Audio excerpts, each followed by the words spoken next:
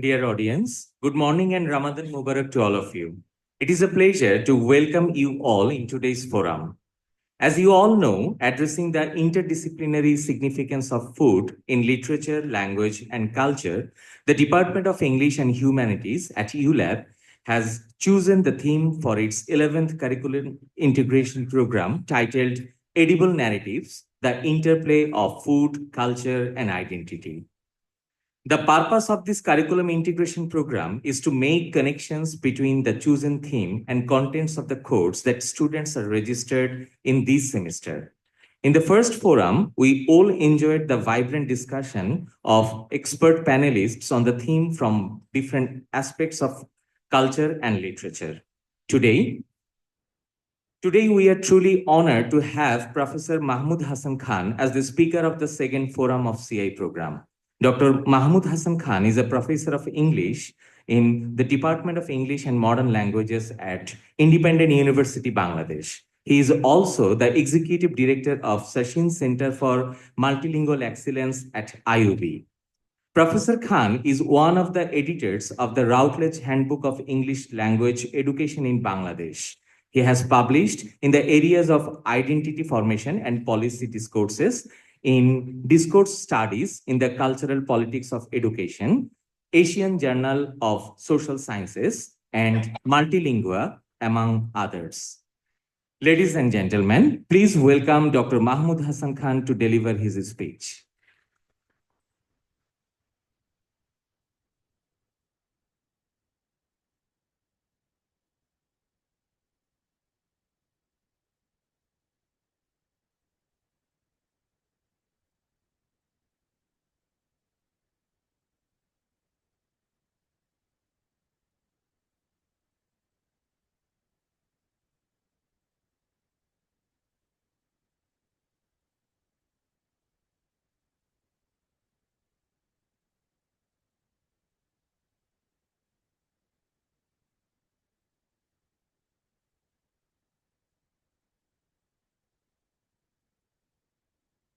Professor Kaiser, the Honorable Dean, School of Liberal Arts and Humanities, Arts and Humanities, sorry. Arifah Rahman, the head of DH, Mahmud Rahman, the convener of CI Forum, friends, Boro Bhai, Harun Bhai, and Chodo Bhai, Rafi, and dear students. Thank you so much for giving me the opportunity to talk about something. When I was given the topic, the title of it, Edible Narratives, I was thinking, how to bring in, the way we look at food from all the courses offered in the Department of English. And I don't know how much justice I'll be able to do to the topic. I'll try my best. And hence, I will try to keep the presentation as brief as possible so that we can engage in a conversation. And students, if you have questions about how to approach the language of food, we can explore it more. The first thing I have done is that I have proposed an alternative title, which is food as a mediational tool, constructing culture and identity. And we'll talk about mediational tool and how culture and identity are always constructed through this food, a language of food. Shall we? So let's look at the objectives of CI Forum. There was one objective on in relation to literature, which I have omitted, and there are three other objectives. I think, somehow the ones who are doing applied linguistics and ELT, to some extent, we can relate to these three objectives. I know all of you are aware of the objectives and still, want to bring it in. How language encodes cultural perceptions of food through idioms, metaphors, and classification. So when you say how language encodes, what do you mean? Are you saying language as a generic term, or the way we say it in sociolinguistics, like register, and of course it's enregisterment. If I can use this phrase in Bangla, bhashar hoye otha, how this enregisterment takes place as we talk about food. So I'm not quite sure that I would be using language here, but even if we use the word language, then we need to be careful about it. What is the meaning of language? In what way you're using this particular word in this context?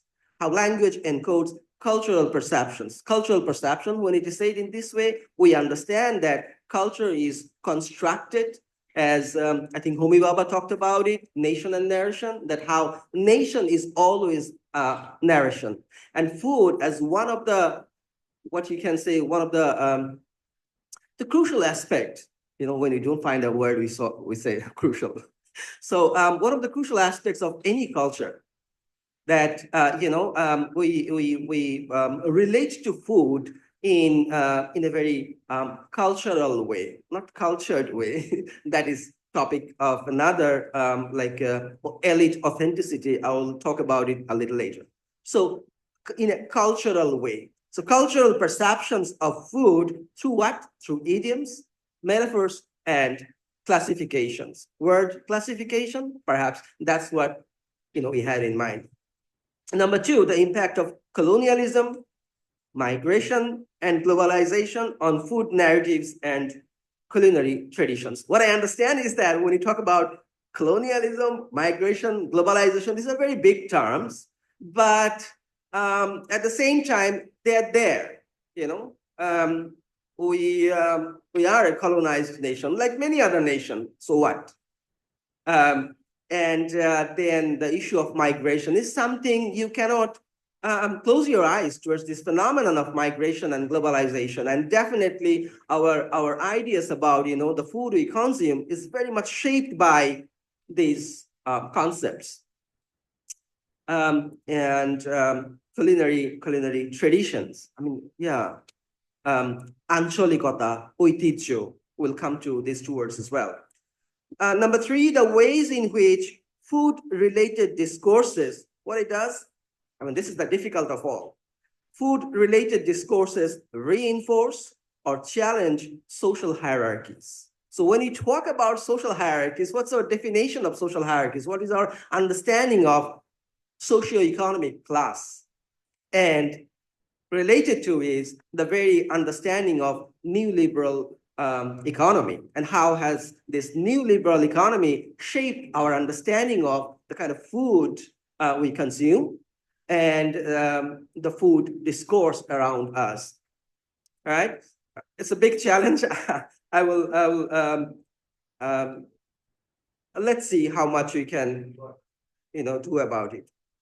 I'll start. I won't talk about it much. The slides will be shared with students, so you can look at it. I was just Googling online. I was looking at it. What are the Bangla idioms related to khawa, to eat, right? And you see that, I mean, we have so many expressions in Bangla in relation to this, what is called eating, consumption. And it is not consumption of food, then it can something like what it is. Is it about food, and what kinds of consumption is that? And you know that ঘা খাওয়া, ঘোল খাওয়া, ঘাস খাওয়া, ঘোড়া ডিঙিয়ে ঘাস খাওয়া, right? Polti খাওয়া. These are like, I mean, these are expressions. These are part of our tradition, or like you cannot escape Bangla. I mean, the kind of expressions we have in our language related to khawa. I mean, is it all about khawa or something else? And when you study metaphor, idiomatic expressions, we are always conceived what it is trying to, what is the message in that linguistic expression. We can explore it more. So I'm not going to talk about these things. Let's try from here. We'll begin with the most obvious thing. When like, I mean, for urban citizens, like, we are in a private university. Of course, it's a neoliberal space, and we are very much surrounded by all those urban, what you call eateries. So when you enter a restaurant, you are exposed to this genre, a type of text, that menu. So I would like to start with this restaurant menus, the easy way I would say. And we need to look at it, this restaurant menu, as a genre, as a type of text. From the very beginning, one thing we need to keep in mind that texts, more and more, they are multimodal. They're not just one mode in a text. So you just don't have what you call the written text there. The written text will always be accompanied by what you call images, all right? And sometimes those images won't be explained to you. It is presupposed in pragmatics, the presupposition, the notion of presupposition that the person who composed that text, the author of the text, doesn't have to explain everything to you. It is understood that once you see the image, you'll have to make sense of what it is. So analysts of multimodal text, or the ones who kind of propose that we need to have a new kind of methodology, that we don't analyze this text, the written text. We also need to analyze what you call images involved. They are talking about this multimodal text. How do you analyze like food advertisements on TV, or you see it on YouTube, the advertisement of a restaurant? There are not just static images, you also see moving images. And there are researchers like I will talk about it, Sigrid Norris and others, who talk about multimodality, multimodal discourse analysis. You need to look at texts as multimodal. That's one thing from this slide. Texts are always multimodal. So if you want to analyze a piece of a text in the menu, you will have to look at it not just, it's an ensemble of semiotic resources like written, images, visual, and so on and so forth. And what I have done in my presentation, I am reading with you. I'm reading a few books and articles on food discourse. So these particular ideas about what kind of cues, linguistic cues, are left, on the menus. So I'm reading a book by Jan Jurovsky, and the title of the book is, what is the title of the book? Yeah, that's the title of the book, The Language of Food. A Linguist Reads the Menu. Wonderful book. And it has been cited by others who study like elite authenticity, and many sociolinguists would refer to this book. So Jurovsky is telling us that dishes on their menu leave all sorts of linguistic clues about how we think about wealth and social class, how our society views our food, and that they are high status, fancy places, or aspire to be. How do they do it? How do they do it? It's a kind of maneuvering with texts, like kind of playing with the signifiers you find, on the menu. So this guy, he has studied 650,000 dishes on 6,500 menus. A lot, right? And now we know, because of corpus linguistics, where you can deal with large chunk of data. So you can see what you call the occurrence, whether this word occurs, like collocational rules, whether this particular noun occurs with that adjective or which adjectives, you can look at it. And his finding was like, very expensive restaurants mention the origins of the food. Look at this. In high-class restaurants, you would see that the origins of the food, they would mention it. So there's kind of he would say that there's kind of obsession with mentioning where the product comes from. And he is talking about in relation to American restaurants. And your job would be look at how that particular ideology, is maintained in a country like Bangladesh? Can you find it? Or to what extent do we find that? Mentioning that. Like, some of his examples would be like this. Grass-fed Angus beef carpaccio. And the side dishes would be with that pan-roasted king trumpet mushrooms, Dirty Girl Farm Romano bean tempura, Persiane, extra virgin olive oil, right? And they put a lot of, this extraordinary attention to those menu writers, to the origins of the food. What is this obsession with the origins of the food? And this, and you'll see that you can connect it later to language of authenticity. So they will mention specifically the names of farms, also where those, cows of, come from, the ranch where the beef come from. Try to connect it to what you call, later you would see how we do it in our context, invoking local flavor, ancholikota, oiticho. Another example is that in American context, the use of pronominal you as a means of interpellation. Interpellation is a concept which is used in cultural studies, in the discourse analysis, sociolinguistics, as a means. Interpellation, the text is constructed in such a way that you will feel like, okay, that text was written for me. I'm simplifying it. That's the very concept of interpellation. So you read it, like sometimes when you see in the newspaper, this is your dream car, or this is your dream house. That's the restaurant you're supposed to go. That particular you is you, whoever is, like, take that, accept that, assume that subject position. So we can say that what Jan Juravsky is telling us, that you will see this, the use of you, as a means of interpellation. They will make you that, okay, you are my customer. Baby lamb chops, grilled to your liking. Flank steak with eggs your way. So you, there, your choice, your way.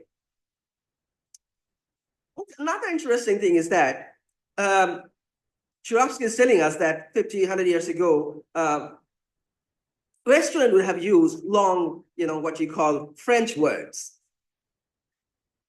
to look at, to make it look like it's posh, it's classy place. Flounder, sucre la plat, flounder, sucre la plat, eggs, beurre noir, fried chicken, a la Maryland. No, where's the French part here? A la, maybe just a little of it. So Juravsky is telling us sometimes they will just put one or two grammatical item, or they will put a word there in order to sound it posh, But now, what's happening in most restaurants around the world, they would use foreign words, not just French. It's not classy enough to use French anymore. So you have words from Italian, Peruvian, Spanish, Arabic, Greek, French, Japanese, when they describe their food. So you said these are linguistic cues.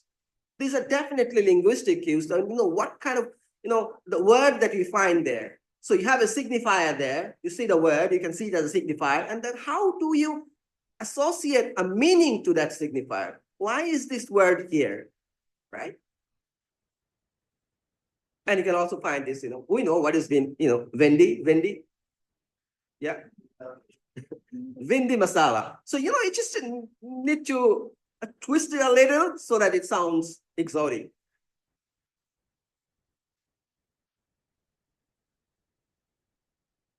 Okay. And what we find in our country, I was just doing that, like in Star Kebab, Food Panda. So Dan Juravsky talks about all these adjectives which are like descriptive adjectives and also appealing adjectives. Doesn't say much, you'll have to, and you cannot sue that place for using those words.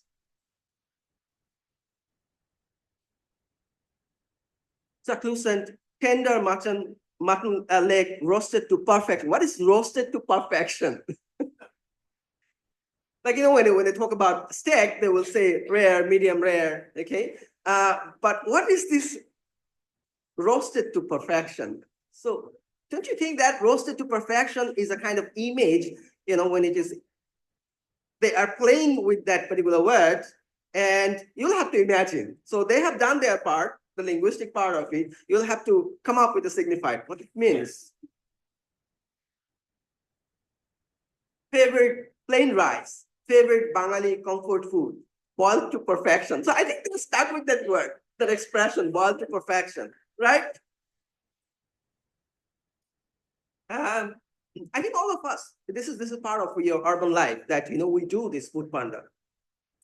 We order food all the time, right? Right, Arif Papa? Yeah.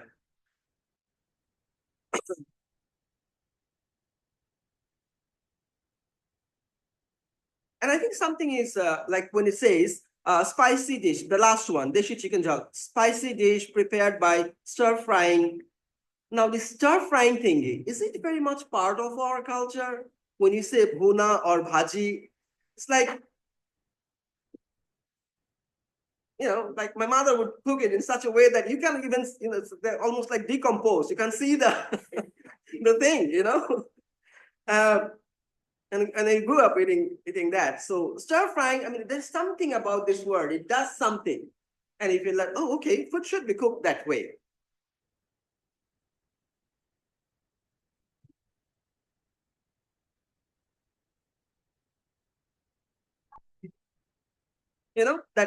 That ancholikota, that you will have to bring in certain anchol, certain region.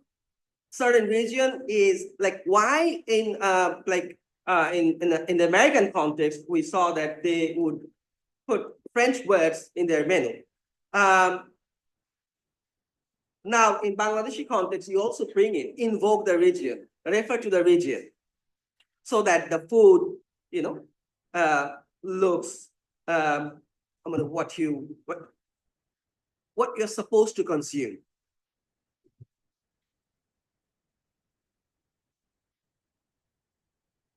ঐতিহ্য ও বাঙালি স্বাদে পরিপূর্ণ. I found this words very empty. Doesn't mean anything. Tradition, what is tradition? Whose tradition are we talking about? Right? So I think these are the kind of things, like, I mean, they live with certain things, one or two words, then you'll have to invoke it. Then you'll have to go and ask these questions to the ones who always order food from there. What is their understanding of ঐতিহ্য? Every time you go to like Utshop, have you tried this food, anyone? Utshop? You should try both,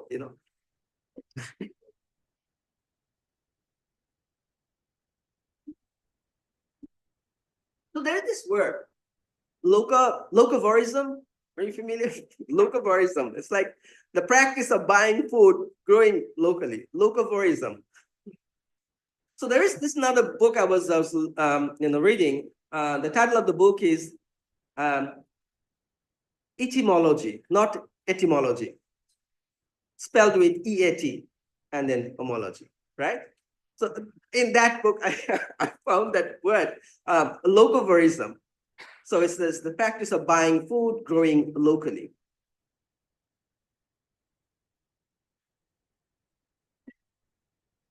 When you are doing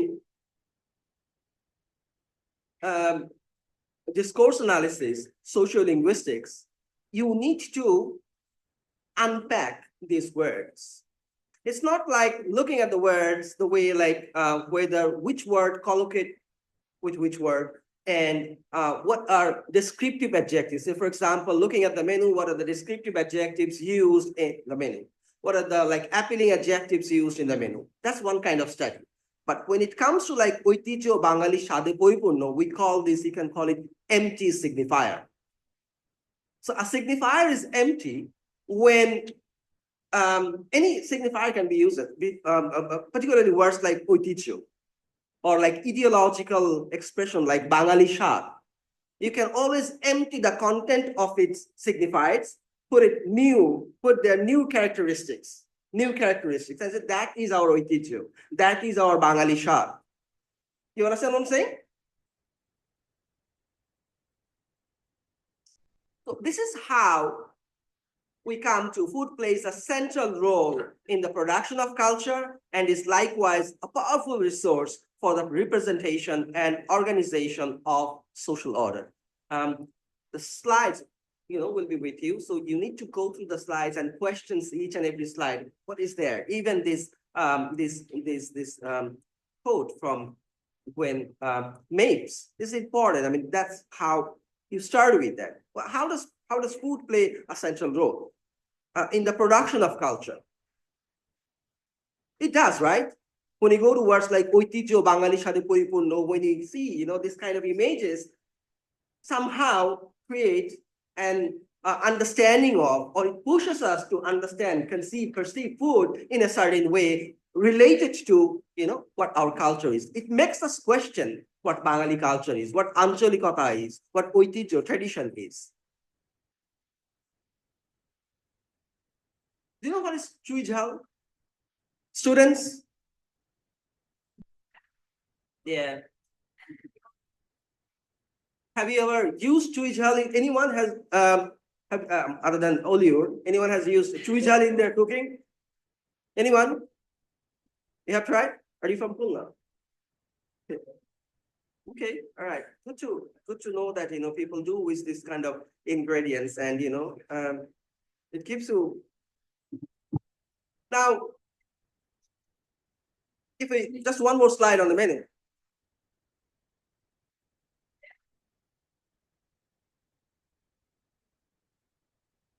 So there was this tradition in the 19th century.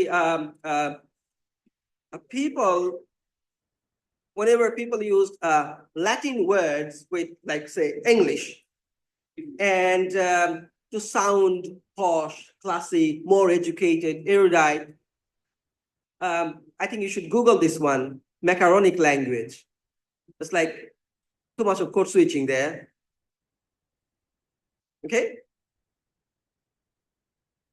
But it's almost like translanguaging, that you use words from one language in order to establish certain effect. So please do Google this word, macaronic language. There is also macaroni fashion. I'm not going to discuss these two words, macaronic language and macaronic fashion. So you find that, you go to Lahori Nehari. Have you tried Lahori Nehari? Sorry? And the iftar is good, but the place is not, the ambience is not that good. I didn't like it. So look at, what they would say. Maghaj. What is that? Yeah. And you have the word ujuri, that is more Bangla, that is more commonly used in our context, but they would say ujri. But just by, slashing one consonant or vowel, bringing a change in the vowel or consonant, they would create that kind of effect. It's linguistic, isn't it? So they would say kaleji, not kolija. You go to your local. Yeah? They wrote it in Bangla. So, we may take it as something else. So I don't know, subconsciously they are aware of it, that people may mistake it for something else. What is kaleji, Bhaiya? I think you should ask that question next time we go there. What is kaleji? So,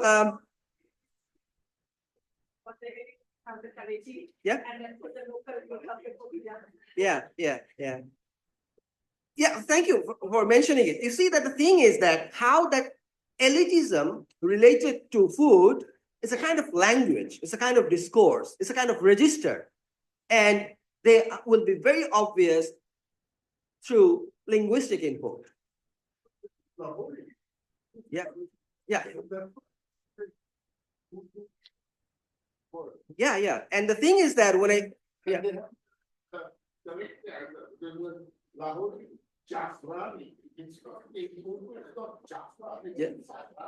Yeah. Will be another A there. Yeah. There will be ed, and then the ucharan would be like. And the thing is that you see, you enter a restaurant, ambience is also important. When I entered the restaurant, they were playing this English music, English songs. And I said, what's wrong with you? I came to this restaurant to listen to, Urdu, Ghazal, or whatever. Why are you playing these English songs? I didn't come here. You understand? And so they are not aware of how to create an ambience. So it definitely gives you a clue. That's also linguistic. That linguistic clue tells you that it is not that posh. It's a wannabe posh. It's trying to catch that train, not yet reached it. Okay? So first theoretical bit. I have another, yeah. So the ones who are interested in looking at particular words in a context, you can try this appraisal theory. It is a development in functional grammar of Halliday, where people like Peter White worked on how words they occur more frequently in which contexts. So we call it collocational rules. And another important aspect to look at through appraisal, okay? Appraisal theory is like how you assess things. You use certain adjective. I always say adjectives are assessment markers. Okay, so as assessment markers, you would see that they would be using certain, either they are vague words, or they would be using certain appealing adjectives or descriptive adjectives in their context. We have seen some examples from the American context and also our food panda examples. So what kind of assessment markers are used traditionally in high-end restaurants versus not so high-end restaurants? So you come up with a title about it. So if you want to analyze the text only from the perspective of words, lexical semantics, okay? And menu can be a very good data for that. Collect the menu, you start going to the restaurants more often now, or you can collect it now available online. Dan Jurevsky, in his study, he has done that. He collected menu available online. Okay. Now, what I want to go into for next few, I think I have how many more minutes? Like 15 minutes? Yeah. I'll try. So what I do is that I do discourse analysis, conversation analysis, mediated discourse analysis, but I put all these things under sociolinguistics because you are looking at what you call the relationship between language and society. How language is used in a particular society. And in our study, context is crucial. Context is the most important thing, that outside the context, linguistic expressions do not make much sense. So you have to take, contextual understanding of utterances. So we'll be talking about, I don't know how much I should be able to cover.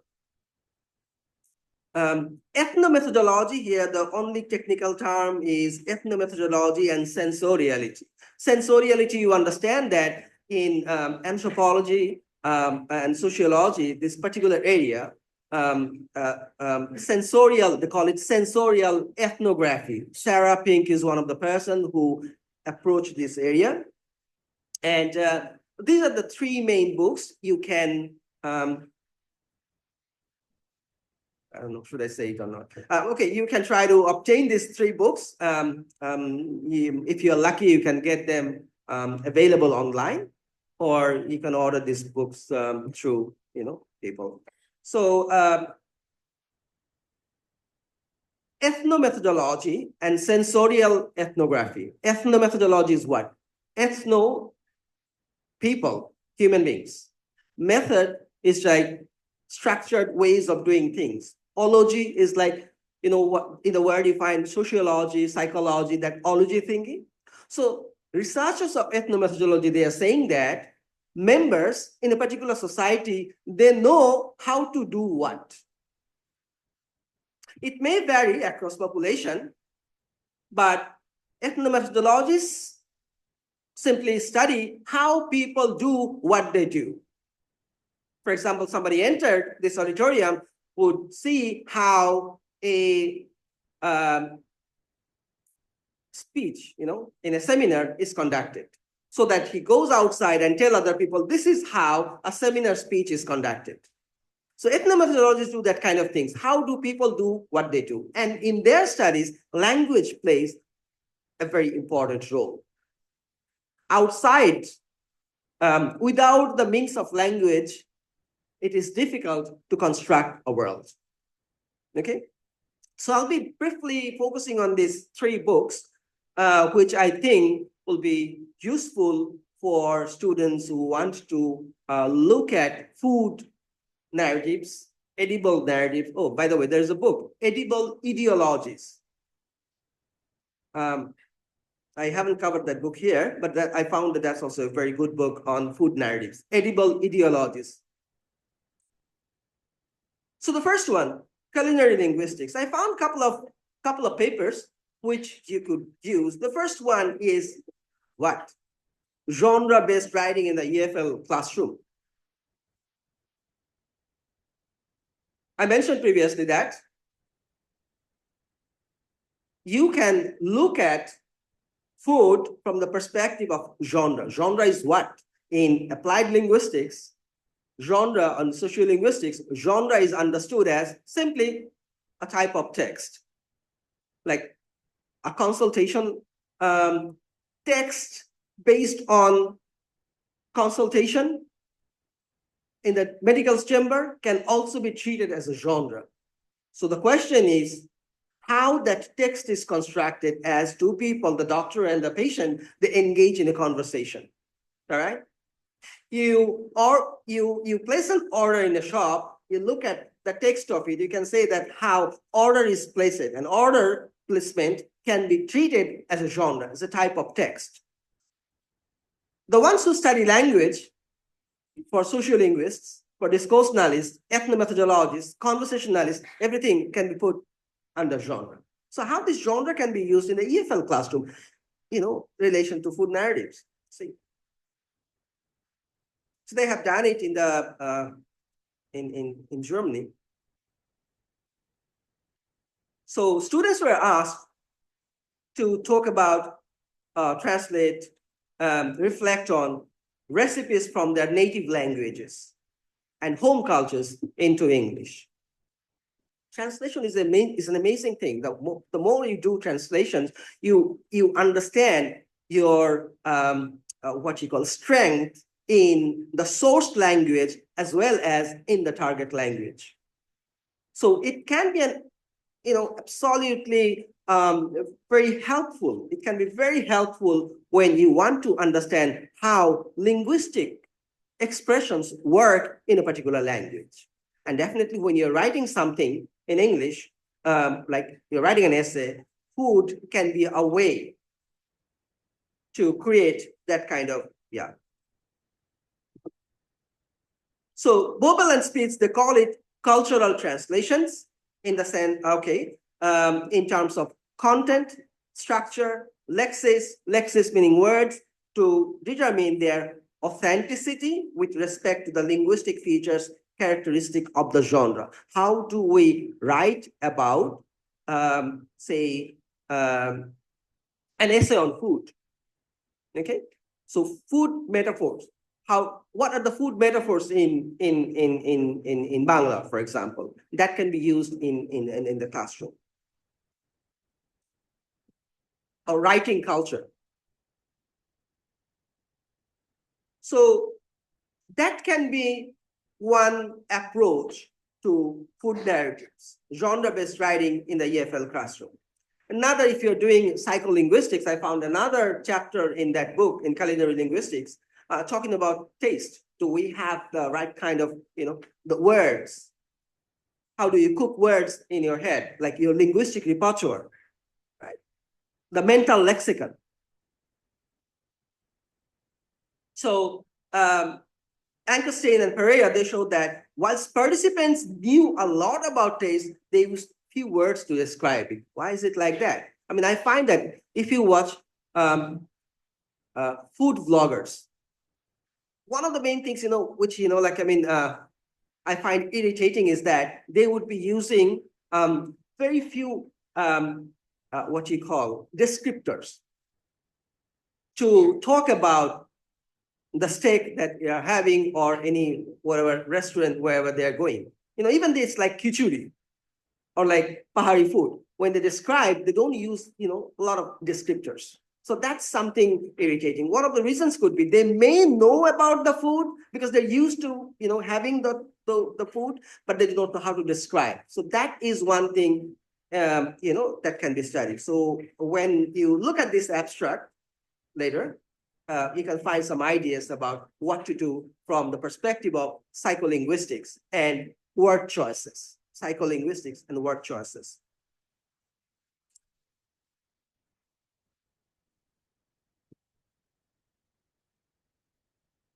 The next thing is that next book that I would refer to is this one, Sensing in Social Interaction by Lorenza Mondada. Absolutely fascinating book on, she was looking at consumption of cheese in gourmet shops. So as I've just mentioned about ethnomethodology, how members in a society, language group, speech community, how they refer to particular object, food, for example, in our case. Mondada also used what he called conversation analytical tools, video-based multimodal analysis to look at, how the shopkeepers and the customers, that's what he called intersubject, two subject positions, customers and the shopkeepers, in their interactional and social dimensions of sensorial experiences. When we talk about food narratives, when we talk about food, we understand that we cannot ignore the very notion of sensoriality, how it evokes senses, and you need to come up with expressions, linguistic expressions. I read many years ago in a book by Buddhadev Guho, I think Buddhadev Guho, and one of the students asking to their school teachers, "Sir, what is the meaning of relish?" And the teacher is explaining, ইলিশ মাছ দিয়ে ভাত খাওয়ার পর তুরি বাজাতে বাজাতে চলে যাওয়া, that's relish. So you see that meaning can be constructed culturally and it can be done very strongly. You gotta get an access to that cultural rules. So how we understand meaning and how do we, what you call, capture meaning through our senses, all right? And they are very culturally rooted as well. Sensoriality, in this sense, is very much a situated action. And it takes place in a physical environment. Like you enter a restaurant, you buy your fish or meat from specific places, and you engage in a kind of interaction with them.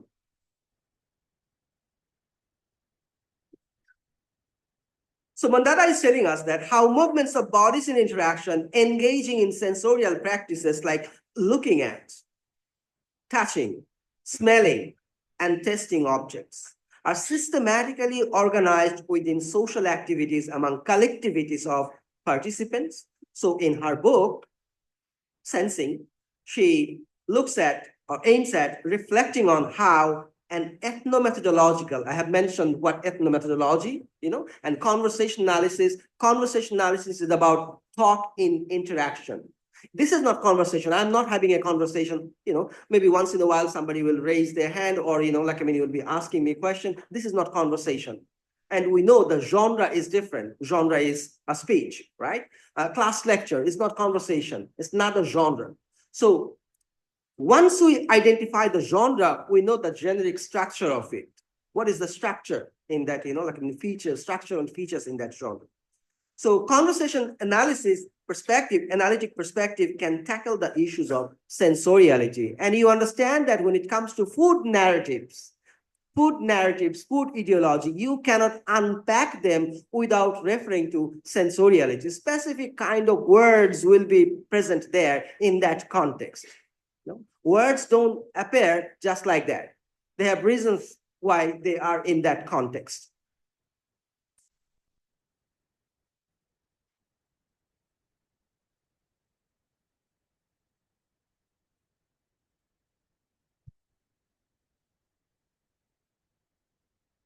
Looking at this, the taste of cheese in the gourmet shops, look at this, EM is EM, ethnomethodology doing conversation analysis. Whenever you say conversation analysis, it is always an ethnomethodological process. How people, you observe how people do what they do. So just looking at, just unpacking the linguistic bits, you don't get much.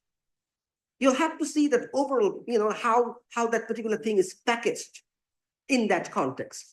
So cheese, a material object, Mandada telling us, that involves sensorial practices of looking, touching, smelling, tasting, and even hearing along all its life as an organic, dynamic product evolving in time and through a variety of activities and professions. I'm pretty sure that, same discourse we can find around the kind of food that we consume in our context.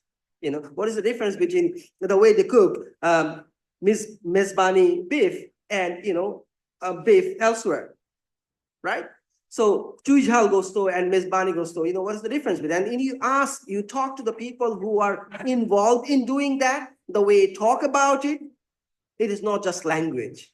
You also have to relish how you relate to that particular word. Very psycholinguistic, and at the same time, it's ethnomethodological. Okay. I'm, if you speak French, and sorry, see that in this book, it's about a chocolate shop, in the context of Japan, in Tokyo, nobody reads French, so you can have a chocolate shop with that name. But the one who speaks French, it would be like, what, really? Jan Blomert, one of the best sociolinguists in the world, he passed away, but he was one of the best sociolinguists. Jan Blomert, you can YouTube him. Jan Blomert, the ones who are interested in sociolinguistics, YouTube him, and you will find he has short clips on YouTube talking about different issues. He's the one who took that picture and explained it in, and he's saying it's not a linguistic sign. He's saying it's an emblematic sign. It's a means, it's a semiotic gesture that you're trying to look French. You try to look French, but it's not French. Our sign becomes linguistic when it is consumed linguistically. It is emblematic when it is like used for other purposes, like to create that feeling that it is posh, it's classy, and other things, ancholikota, oiticho, and so on and so forth. All right. And also, like, I think I'll come to conclusion. 5 minutes. Okay. There's another approach looking at language, that is mediated discourse analysis. Ron Scollin has worked a lot on mediated discourse analysis, that how language become mediational tools. And when you look at a piece of language, just look at this interactional data, it's about so many things involved here. And you are doing not just one thing. For ethnomethodologists, conversationalists, the question that we ask is, what is going on here? Okay, what is it that's going on here? Bapattaki. That's the thing. That's what you call the core of ethnomethodology and conversation analysis. So we'll be looking at action. We call it action ascription. So what are people doing there? So you can see, yeah,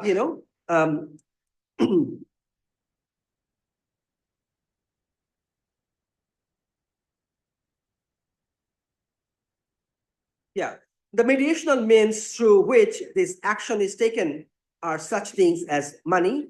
Money becomes a mediational tool, cash register, coffee counter, and invisible in the transcript, the cold weather jackets both the server and I were wearing. Skolon talks about it, that, which are also equally important in that context. Just looking at the language data, this is where, I'm sorry to say, ELT is going to fail, because ELT, or a traditional grammar teaching, looks at how language can be taught. Language cannot be taught. You'll have to, swim in that world of language, and you'll have to be able to use it. You cannot teach that thing. So if you look at linguistic bits of it, if you look at the language, if you just look at the language, you don't understand what is going on here. You'll have to look the entire world. Semantically, pragmatically, discourse analytically, socio-linguistically, that's it. Okay? So I don't have the time for going through it. This is something, I was doing. I was invited to give a presentation in a colloquium in Australia last year, Perth, Curtin University, Perth, where I was talking about Pahari foodscape in Dhaka.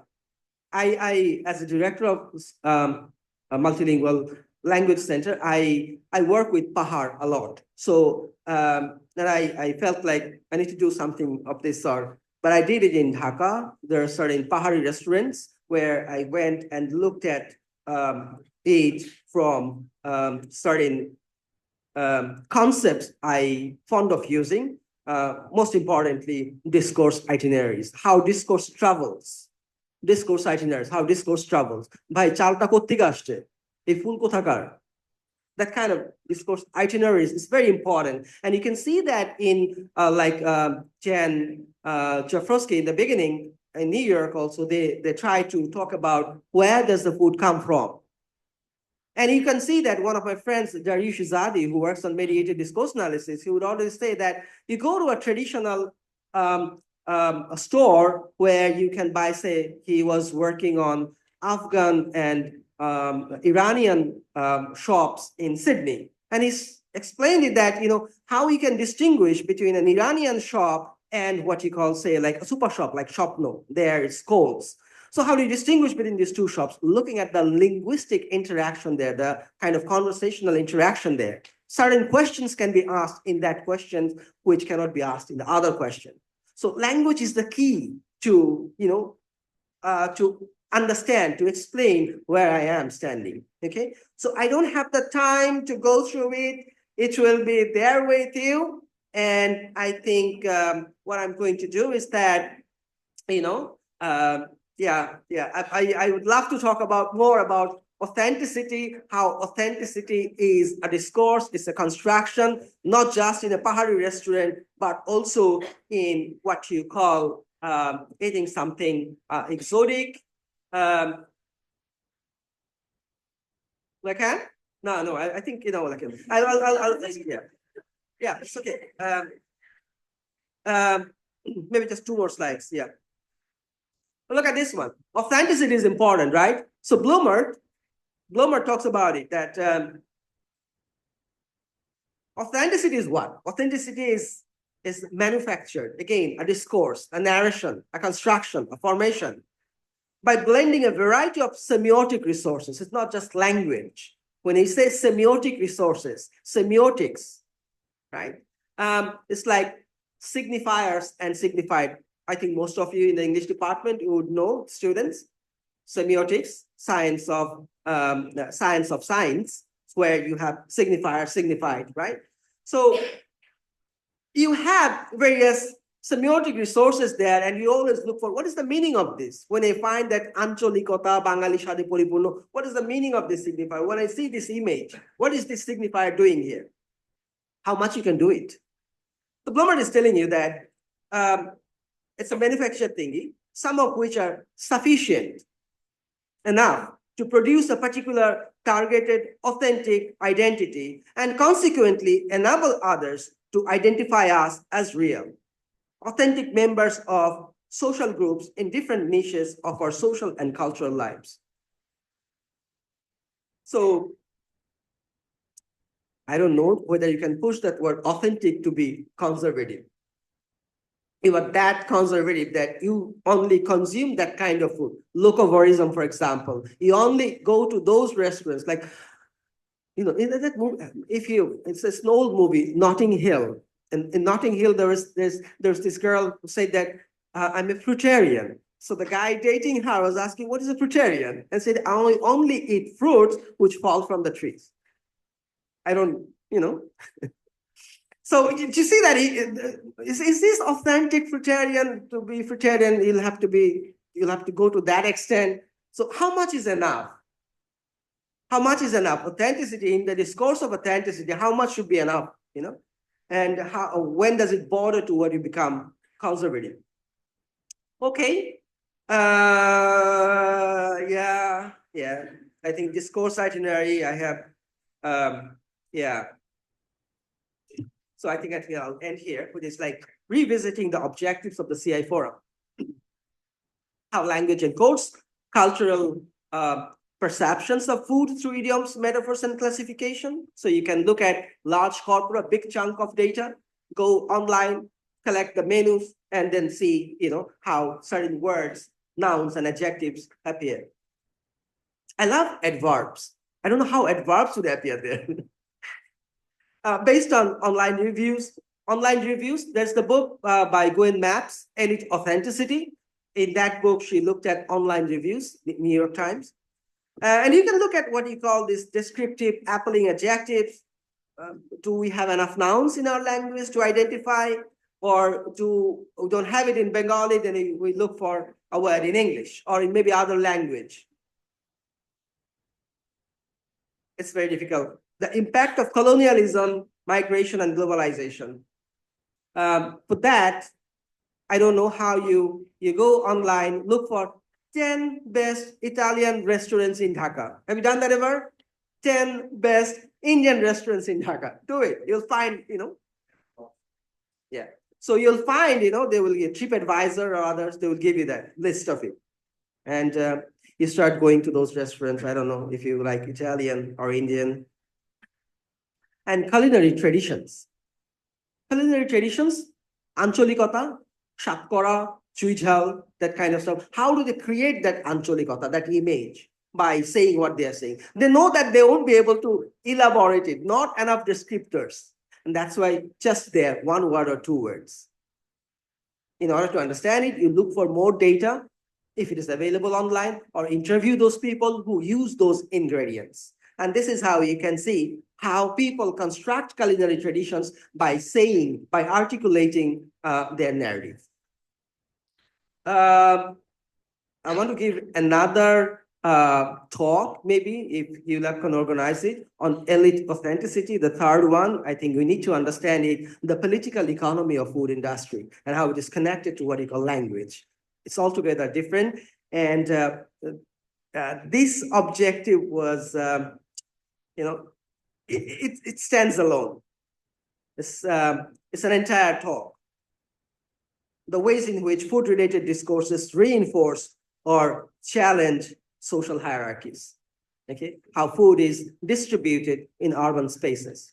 Okay, So I think I tried to talk about everything, and I think you can be benefited from the. If you have any questions right now, I can respond to those questions. Maybe if you have the time for it. Yeah. Okay. Thank you, everyone.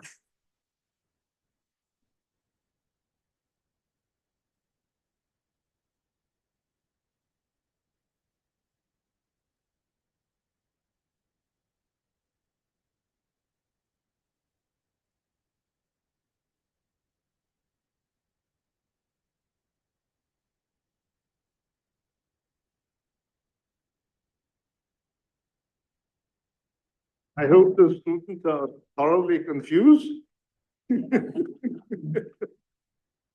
But I must thank you for giving an excellent overview of all the complexities involved in discourse on food. I have a question. It doesn't relate to exactly what you have done, but I'd like to sort of step outside what you have done.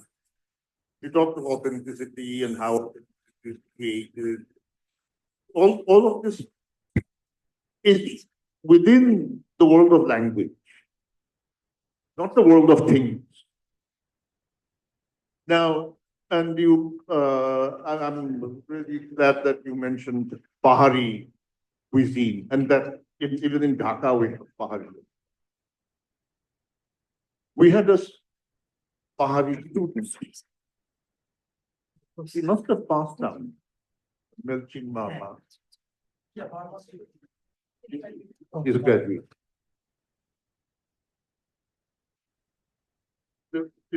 She we were talking in class about different things, and she said that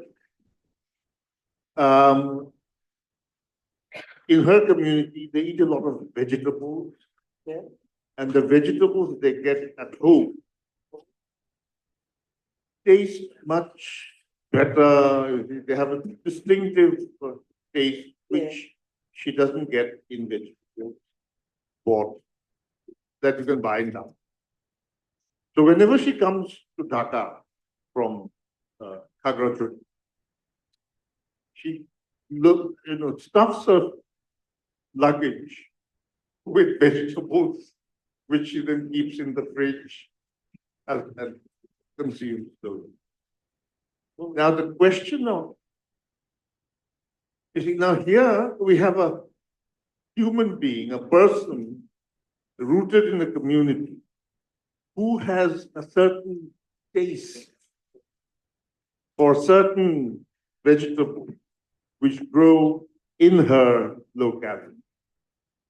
Now, and the question of authenticity for her is one thing. Whereas when we move to the world of discourse, we can go on and on. You see, there's this endless sort of difference, and we can never step outside this. We can keep talking about all these things, authenticity and the local derivation of things. But unless you have somebody actually eating, tasting, and passing judgment, it remains incomplete. And discourse, unfortunately, is always sort of self-serving. It stays within the field of discourse. But if I could bring Melching Marma here, give her something to eat, and to comment on that, that would have totally given us another dimension, and I think a richer dimension. That's all. There's more of a comment than the question. Yeah, I think, that's a very important question, that how do we talk about taste? Like one of the classics in taste is Bourdieu's Distinction, that book, where he approaches this issue of taste. And through that book, Bourdieu himself and many others say that, okay, there are two kinds of tastes, like the people who are cannot afford, and the people who can afford can talk about taste. The people who can afford more expensive or any, where, whatever kind of food they want, they can buy it from wherever they want. So that's one thing. This is how you enter the world of what taste is. But those who cannot afford, they only buy food for their subsistence, for their survival. Now, in that book, Gwen Maps, in Elite Authenticity, she brings it up. How do we now talk about taste? So the people who do it, they grow the definite kind of taste, what you're referring to here. So and in the discourse on taste, like she looked at elite spaces, how do we bring in that alochona? That, there is someone who can have that authentic taste, the authenticity, the way authenticity is sold in the restaurants, like authentic Pahari khabar. You can find in Mohammadpur now, right? Or in Muipur. So they are selling authenticity. Another thing is what you're saying, that what if that Marma student comes and talks about that this is how it tastes, the food.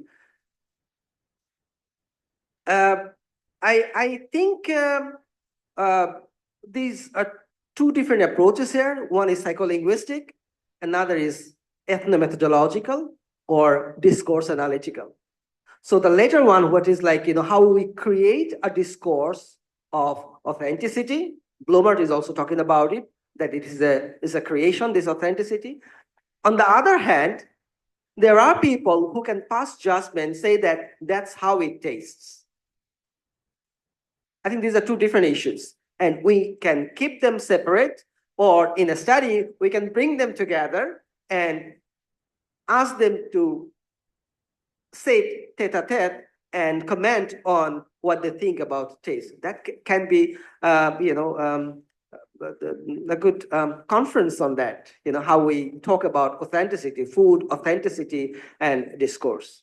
I don't know whether I have.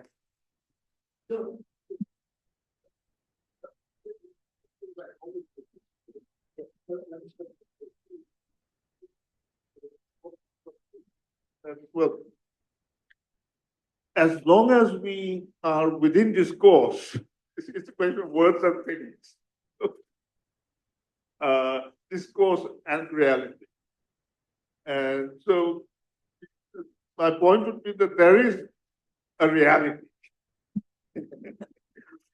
Yeah. So, and I mean, when we are within discourse, this is, that's one real. But if you involve praxis, so that's where you have to interact with reality, and we can bring melching marma.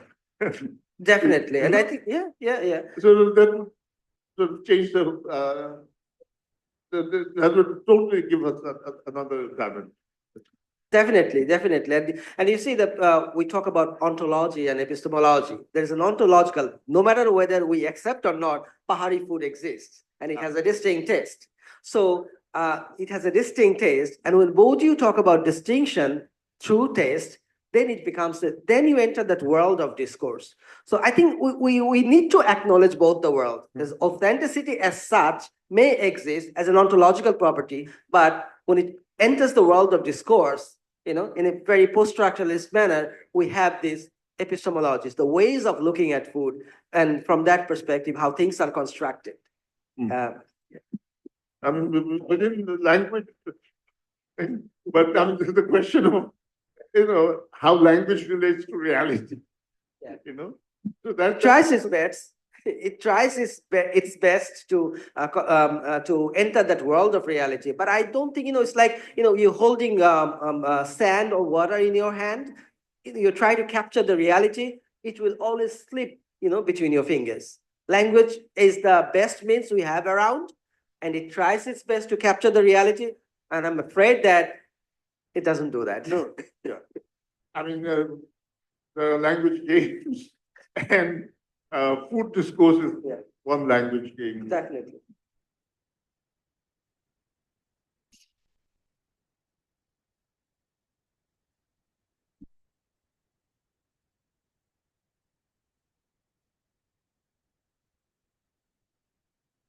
Hi, so this is more of a comment. I think it's interesting how food is often weaponized as, in racist discourse and in enforcing stereotypes. For example, in literature, like Shylock he refused to eat with the Christians. And in our world, a lot of us maybe have heard that we smell like curry. So, yeah, I just found that interesting. Yeah, thank you. I don't remember exactly. Shilpa Shetty, that Indian Bollywood actress, she had an encounter with Western media about eating food with, right? I don't. What was that? Yeah, I think that. Yeah, yeah. Yeah, how can you eat food, with your hands, you smell, and you just came from, huh? Yeah, yeah, okay, fine. Sorry. Yeah, you eat your food. How can you do that? It's like, another thing is that you just came from the kitchen and you smell of food, you know. I don't want to go to those eateries where you enter the eatery and you feel like you just came from the kitchen. And people will talk like that on different occasions, and how they relate to food and the smell of food. I think it's very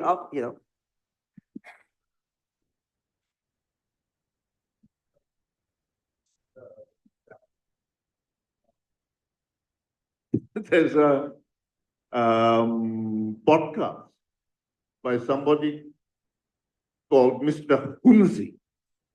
It uses an AI voice, and the podcast is the sole function of the podcast is to make fun of India.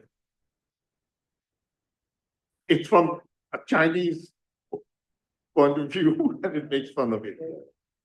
So when Modi visited Washington, and there was a press conference where the Indian journalist was asking something which Trump said. And this podcast, this guy, he said, he couldn't understand the journalist curry English. Curry English. I think this is it's a new coinage. If you're talking Indian English, it's curry.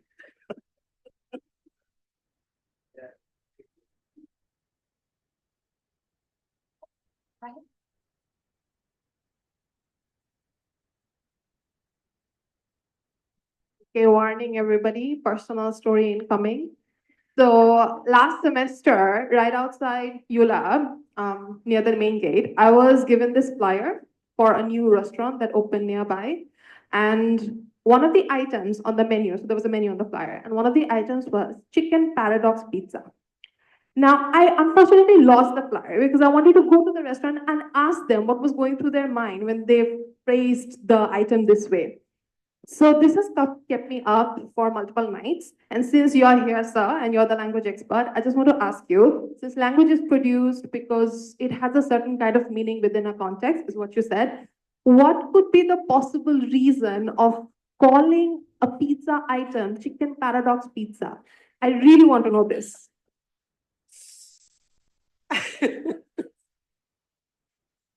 um, I think pizza has been widely studied from anthropological, sociological, and a linguistic perspective as well. So when you put something like in Dhaka, a restaurant mentions their items as chicken paradox pizza. So they are targeting those customers who know the meaning of paradox.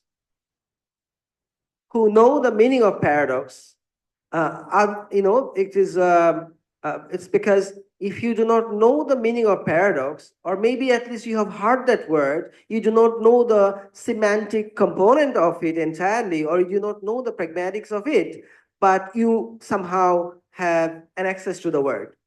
So I think it's for those people. It's like by using that word, I am attracting those customers who know the meaning of paradox, or at least you have a technical word like that, a word which is not widely used in our daily context, we do not use that word paradox. Not like the people in the street will be using this kind of words. A lot of people eat pizza. Pizza is no more an elite thingy. Everyone, would like to have a piece of pizza if you're in an urban setting. So I think that if the only linguistic clue I find is that it's targeting a specific kind of audience. Yeah, and you know that any discourse analysis is always aims at analyzing. They're never successful. So, with a pinch of salt.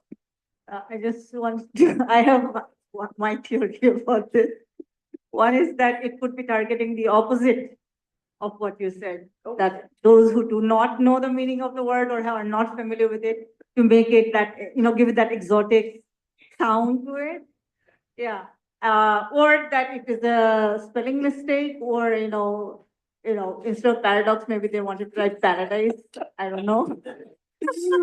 No, I won't say that, because that kind of analysis would sound racist, or like, you're undermining the worth of people not knowing that language. So I won't put it in writing. I can crack a joke about it in private, but I'm not going to put it in the analysis.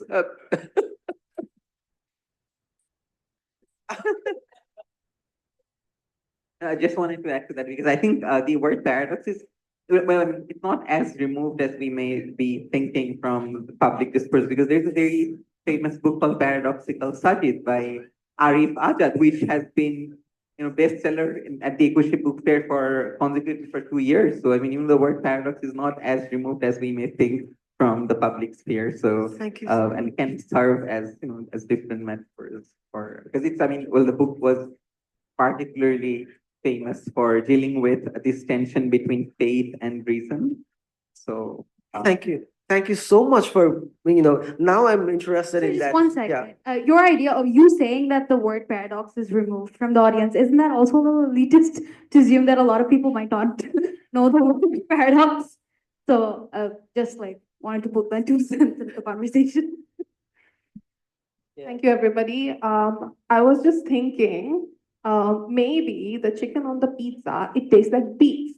So it's kind of a paradoxical situation where it's chicken, but it doesn't taste like chicken. Maybe that could also be a reason. Yeah, but I think I will take both. I think, what you're saying it as a piece of connoisseur, that you know the item, you can talk about it. On the other hand, Aliur's interpretation of it is equally important in the urban scape.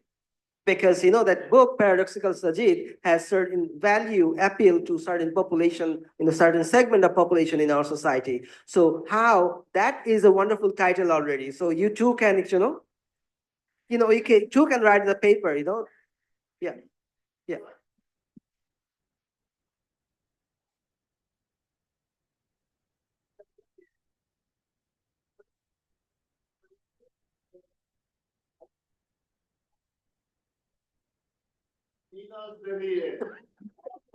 So please. I, I wish, you had details about that shop and what it sold. I put in the next slide, Maybe, I don't know, maybe there's some connection. Yeah, I looked for it online. The thing itself. Hopefully, this is don't. It's an English, for God's sake, it's now an English word. Yeah. I think you'll find it in an English dictionary as well. Okay. Anyone not yet here? No? Yeah. The students, the here means the bottom, the backside, the bum. Nina, the here. I mean, it's such an evocative.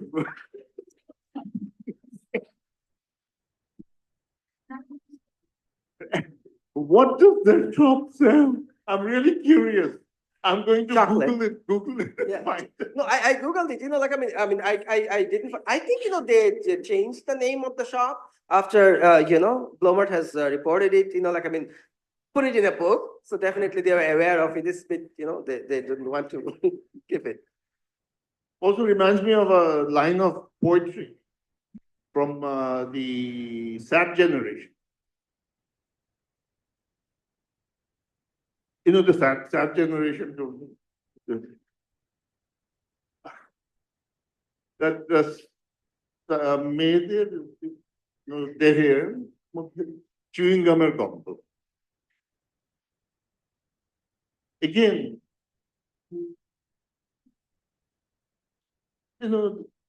how the imagination works, linking up disparate things. Yeah, I think here as well in this book, in that what Blomert is also trying to say, that there is a certain erotic connotation to it, because chocolate is often associated with women consuming chocolate more than average men would do. So in that way, they're trying to associate these two signifiers, so it's easier when we write this type of stuff. Yeah.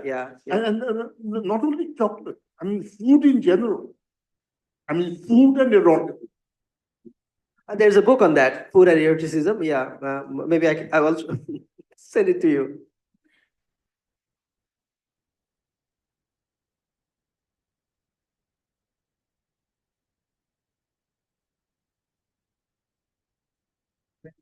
Professor Khan, for your very mouth-watering presentation of things, and it's intriguing as well, very insightful. So,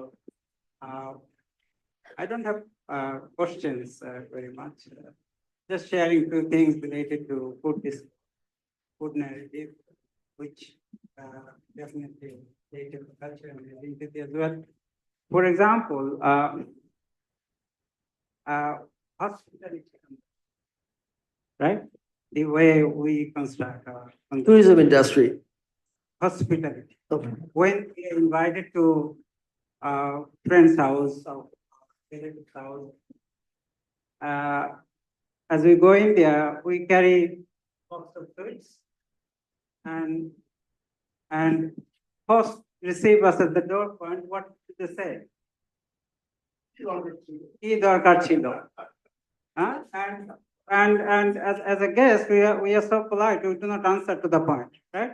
We rather construct a very, very euphemistic, metaphorical conversation, right? And later when food is served, then we are often reminded that we are not eating, though we are eating plenty, right? So that means the way we construct conversation here, it has got some cultural value as well, right? There's a term for it. They call it in Farsi, they call it tarofing. And Mazid, who is based in Australia, he has done some studies on sociolinguistics and cultural language, and he talked about this tarofing. Yeah, Interesting. Ki dorkar chilo, that kind This of expressions. definitely differs across cultures, right? And it is really interesting in Bangladeshi or Bengali culture that we buy things one day and we cook one day and we do the dishes another, right?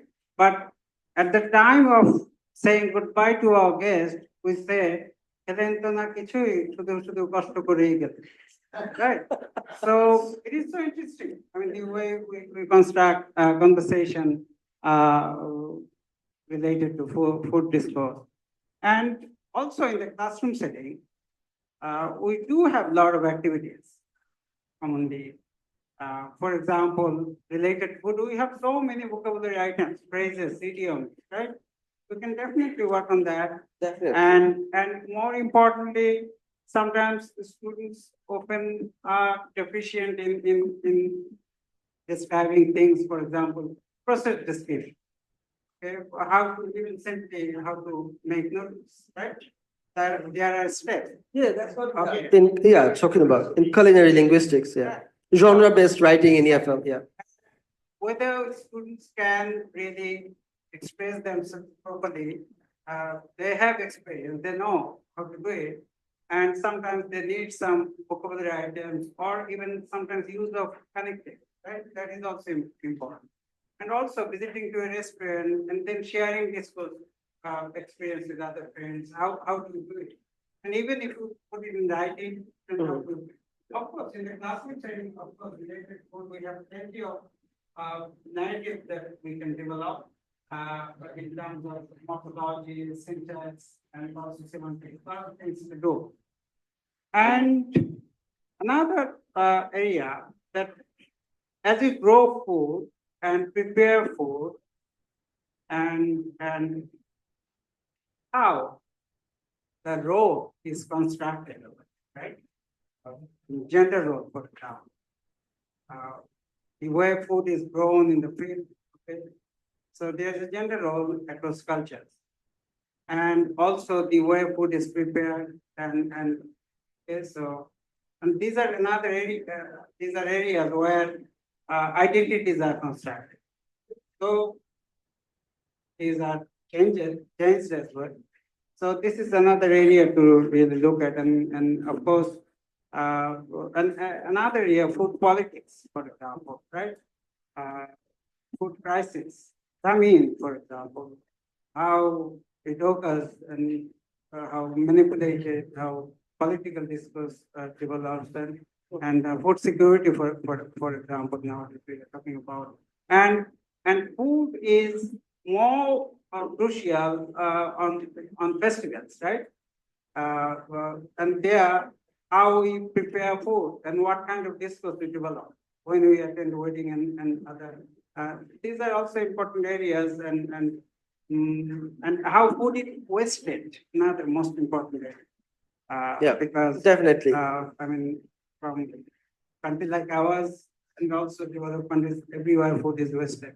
How food is wasted and how those wasted food is also managed.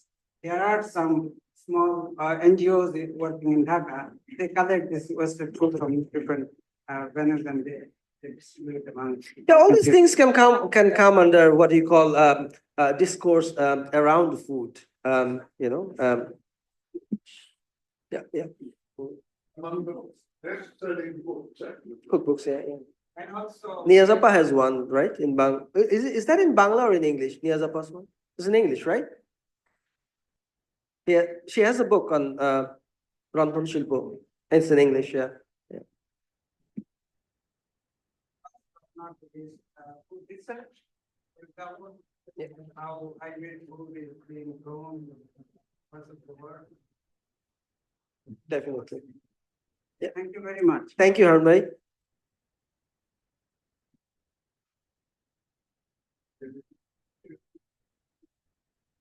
Thank you, sir. I wanted to say that language often plays a very big role in shaping one's personality, right? And we have seen through various examples that language creates a sense of individuality amongst everyone. We as Bangladeshis know that the best, right? So I wanted to acknowledge the fact that when we were children, we watched a lot of cartoons and fairy tales, me personally. And through various fairy tales, I've noticed that food plays a very important part in it, like the apple in Snow White, and then the cake, the slanted cake in Sleeping Beauty, etc., etc. So I wanted to say that is it really just food being a part of language, or is food really a language on its own that is being used by various people to control people's psychology, shape individuals? I don't think it's a kind of one or the other type of question.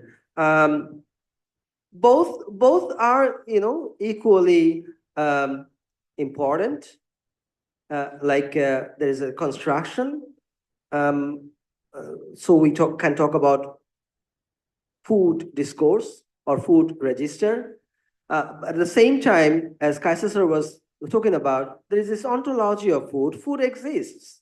Taste exists. The way you grow up, and Jan Jurevsky also in his book, The Linguist Reads the Menu, he talks about it, that the way we relate to food is culturally constructed in the sense that you grow up eating those food. So that's the reason, you know, like we have this kind of cultural expressions that my mother was the best cook, or my puppy was the one who cooked the best dal or best beef, and so on and so forth. So food uh, helps us to kind of construct um, and you may say an effective discourse, that how we relate to other. In that way, it's a mediational tool. Food becomes just a mediational tool. Through that food evokes ushkede, right?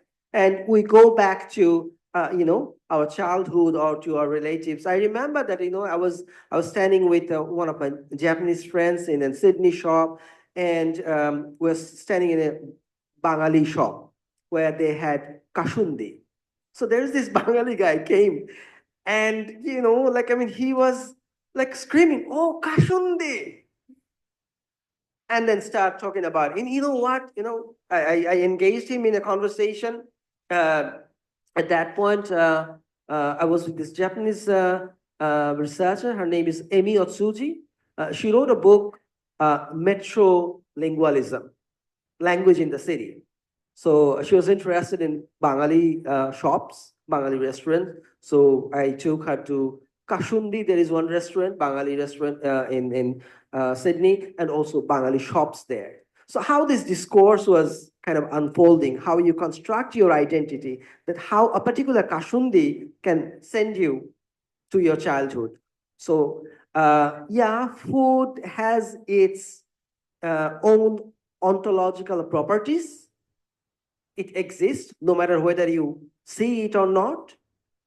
At the same time, we can talk about it. I do not know when it talks about like nostalgia thingy, I'm not very fond of my mother's cooking. So, it's like when people start talking about this thing, oh yeah, I don't know how to relate to that kind of discourse. So maybe it helps, but mother as a category, it is important for me that my mom's cook, mom's recipe is the best recipe in the world, and so on and so forth. So I do not know whether it is the reality we are dealing with, or it's the kind of our imagination. And you can explore it way better through literary texts. You understand? Yeah. Jahanara, I was reading that one piece in Litera magazine written by Zayed Noshundi. Yeah, so we were talking about it the other day. It's like amazing how particular sweet things, or like the beef that you eat, how it helps you to go, travel back to your childhood. So it's just a mediational tool. It's a means. Ushke dewar ekta item. Okay? আপনার উস্কে দেয়া শুনে মনে হলো, sir, I was thinking of Proust the other day, right? When we had our like the literature on the forum on literature and the little Madeline and Proust's Swan's Way. And I mean, modernism is we know the defining features of modernist literature is stream of consciousness, to go beyond memory, within memory, to go beyond language, or to play with it, like that, to even capture reality, like we try to capture sand or water. And it's really interesting that one of the most symbolic like images that we have of modernist literature is something that's very literal in a way. It's the taking, the intaking, the consumption of food, the little Madeline, and the beautiful relationship that food has with nostalgia and memory and language in general. So yeah, I just wanted to share that bit. Thank you.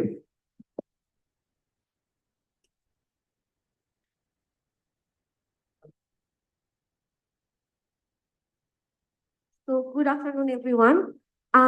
Recently, I saw a Korean movie called Little Forest. This movie is about self-discovery, food, and nature. So there, the main character discover herself through food. And ironically, in that movie, there weren't many dialogues. There were very less dialogues, and they focused more on food. We saw her journey through food, and food was enough powerful to show her journey even without the language. So if we go back to the Ice Age, so there people doesn't have language. They used to show their emotions and all the things through food. But suppose a mother is giving a bigger piece of meat to her kid, and she showed her emotions through food, and language wasn't necessary. So what do you think about it? Like language is not, like even without language, food is enough powerful to show a story by itself. Thank you. Two responses. If you look at this, you take photographs, people doing things, you can see them in frames. Sigrid Norris, I mentioned, Sigrid Norris has a concept. She calls it frozen action. For example, when you see a picture in which two people sitting in a coffee shop having coffee or something like that, you can come up with something, you can come up with a story. I'm pretty sure that through that picture, Nina's Derrier, Kassasur was thinking about, the interior of the shop. What are the items possible in that shop? So you can imagine, and you can come up with some descriptors. You can talk about it. That is the concept of frozen actions, if you see them as still images. You don't see kotha there, right? Two people sitting, cups, coffee cups, or some, a quiche pie maybe. And then you come up with a story, what they're doing. What are they doing? Don't you do that in our, what you call, in English or Bangla books in schools? Like, what are these two people doing? And you write a narrative about it, right? The other thing, like you may say that when you don't have enough kotha, but you have other things available. People are touching, holding things. This is exactly what Lorenza Mondada in her book talks about cheese. You go to a cheese shop, you have this service encounter, you talk a little maybe, but the way you look at the cheese, you touch it, you smell it, or you taste it, and then you give a comment either as a novice canush or as a connoisseur of eating cheese. So this thingy, you can look at, as I've said, two ways of looking at it. One is multimodality of Sigrid Norris. Another is ethnomethodology, conversation analysis, and sensorial ethnography. That language is never enough. And we know for sure that Rabindranath's postmaster golpe, Roton kono kotha kohilo na, can gives you a lot of analysis about even socio-economic class position of Roton and the postmaster. You can start writing another story from there. Okay, so kotha is not always very important. If you really want to study silence more, you can look at Adam Jaworski. Adam Jaworski has a book, Adam Jaworski, who also write on elite authenticity. He has a book on silence. Okay. So take it a totally different direction now. That food constructs us. I mean, my body is made of stuff I ate. And what we eat changes a nation over. The average height, I think, of at least middle class Bangladeshis is going up. The average height of the Japanese went up when their food habits changed. Yesterday, there was something in the news that by 2050, half the world's people will be obese. So food is continually, change. I mean, it's making our physical self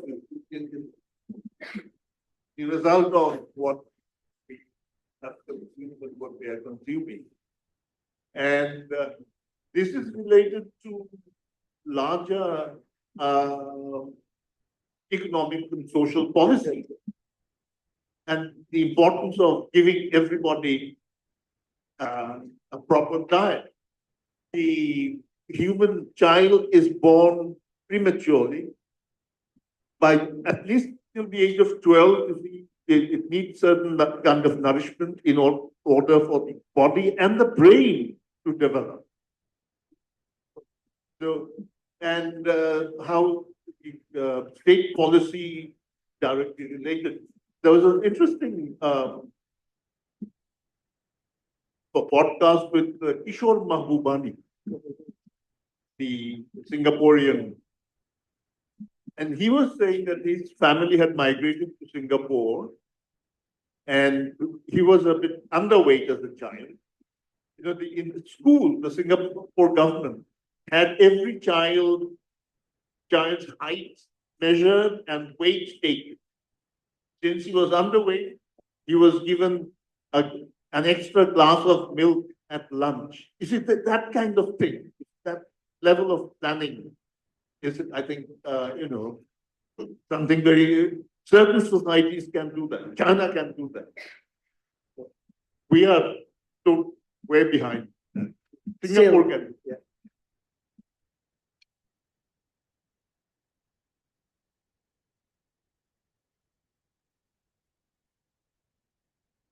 Now, I would like to request Kaisa sir to hand over the token of appreciation, as we have already come to the end.